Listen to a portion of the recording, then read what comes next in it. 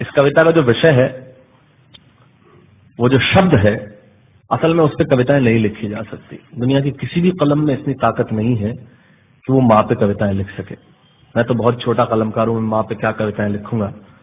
मैंने एक कविता सिर्फ ये लिखी है कि जब माँ हमारे पास होती है तब शायद उसके होने का एहसास नहीं होता। जब माँ नहीं होती तब जिंदगी क्या होती है, बस मैं ये कहना चाहता हूँ। तब आप सुने उस कविता को। एक बहुत छोटी सी कहानी उस कविता के शुरू में कहता हूँ। एक जंगल में एक संगीतकार मृदंग बजाता था। मृदंग ढोलक की तरह एक वाद्य को कहते हैं। और जब मृदंग बजाता तो एक बकरी का बच्चा वहां रोज आके खड़ा हो जाता। एक दिन एक सर ये कैमरे जो भी है बंद कर दें प्लीज, फॉर गॉड सेक। बकरी का बच्चा वहां खड़ा हो जाता आके। तो मृदंग जो बजाता था संगीतकार, उसने उस मेमने से एक दिन पूछ लिया कि यार तुझे क्या मेरा सुर, मेरी ताल, मेरी लय बहुत अच्छी लगती है जो तू रोज यहाँ चला आता है। वो बोला मैं नहीं जानता कि आप क्या बजाते हैं, न मुझे सुर की समझ, न ताल की समझ, न लय की समझ। मैं तो बस इतना जानता हूं कि इस ढोलक पे, इस मृदंग पे जो चमड़ा मढ़ा है वो मेरे माँ के बदन से आया है। क्या बात है, बहुत अच्छे, वाह। जब उस पे थाप पड़ती है मैं आके खड़ा हो जाता हूँ। बहुत अच्छे, वाह। मेरी कविता माँ के न रहने पे भीतर से पड़ी हुई छाप की कविता है, तब सुनाना चाहता हूं। इस कविता में अगर आपके आंसू बाहर की दुनिया की यात्रा करना चाहे तो रोकिएगा मत। अगर आपको ठीक लगे, जैसा कहता हूं जब माँ नहीं होती तब जिंदगी क्या होती है। एक मुनव्वर राणा साहब का शेर उधार लेता हूं कि किसी के हिस्से में मकान आया, किसी के हिस्से में दुकान आई, मैं सबसे छोटा था, मेरे हिस्से में माँ आई। क्या बात है, वाह वाह, बहुत अच्छा। सब कहता हूं कि कल जब उठकर काम पर जा रहा था तो अचानक लगा कि कोई रोक लेगा मुझे। कल जब उठकर काम पर जा रहा था तो अचानक लगा कि कोई रोक लेगा मुझे और कहेगा खड़ा खड़ा दूध मत्ती हजम नहीं होगा। मुझे लगा कोई कहेगा खड़ा खड़ा दूध मत्ती हजम नहीं होगा, 2 घड़ी सांस ले ले, अरे इतनी ठंड और कोट भूल गया, इसे भी अपने पास ले ले। मन में सोचा माँ रसोई से बोली होंगी जिसके हाथों में सना आटा होगा। अगली पंक्ति के खालीपन से जुड़े और जुड़े तो मुझे बताएं। मन में सोचा माँ रसोई से बोली होंगी जिसके हाथों में सना आटा होगा, और पलट के देखा तो क्या मालूम था कि वहां सिर्फ सन्नाटा होगा। पलट के देखा तो क्या मालूम था कि वहां सिर्फ सन्नाटा होगा। अरे अब हवाएं ही तो बात करती हैं मुझसे। जब कोई नहीं होता तब अंतरिक्ष बात करता है, निर्वात बात करता है, वैक्यूम बात करता है। तब कहता हूँ अरे अब हवाएं ही तो बात करती है मुझसे। लगता है जब जाऊंगा किसी खास काम से तो कोई कहेगा दही शक्कर खा ले बेटा, अच्छा शगुन होता है।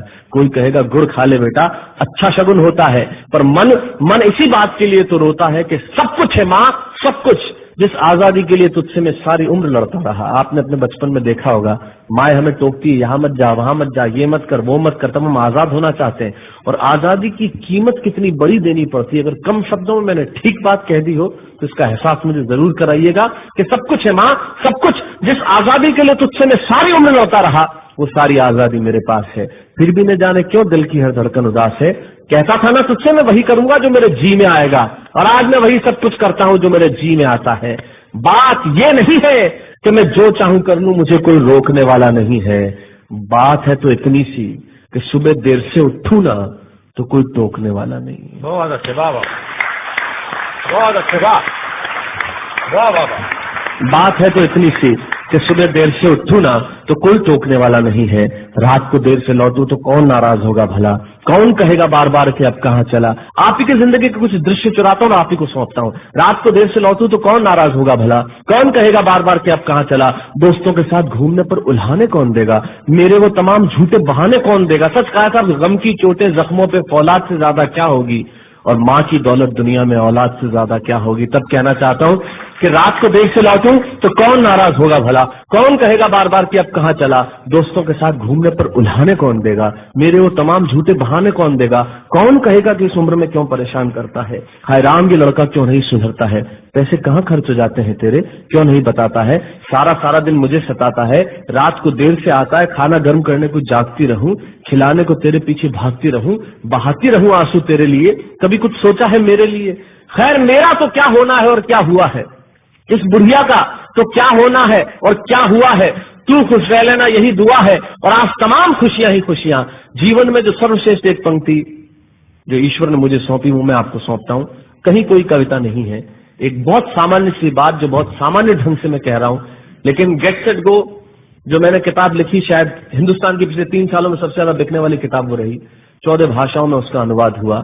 बाबा में मैं रोज टीवी पे बोलता हूँ, मेरे लाखों लफ्ज कुर्बान करता हूँ सिर्फ उस एक पंक्ति पे जो ईश्वर ने मुझे सौंपी, और कहीं कोई कविता नहीं है, आप ही का भाव आपकी उठा को सौंपता हूँ और देता हूँ, और जिस विश्वास के साथ मैंने लिखा उस विश्वास के साथ आपको देता हूँ कि मेरा तो क्या होना है और क्या हुआ है, इस बुढ़िया का तो क्या होना है और क्या हुआ है, तू खुश रह लेना यही दुआ है। और आज तमाम खुशियां ही खुशियां, गम ये नहीं है कि कोई ये सब खुशियां बांटने वाला होता, पर कोई तो होता जो गलतियों पे डांटने वाला होता। बहुत अच्छे, वाह वाह वाह वाह, बहुत अच्छे, वाह।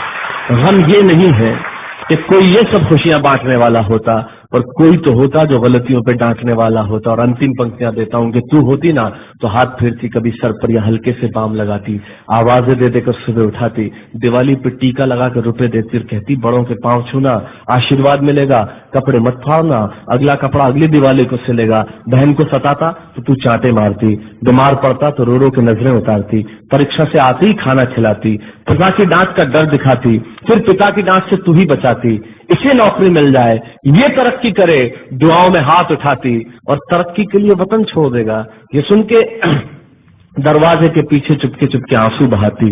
सब कुछ है माँ, सब कुछ, आज तरक्की की हर रेखा तेरे बेटों को छू के जाती है, पर माँ हमें तेरी बहुत याद आती है। बहुत माँ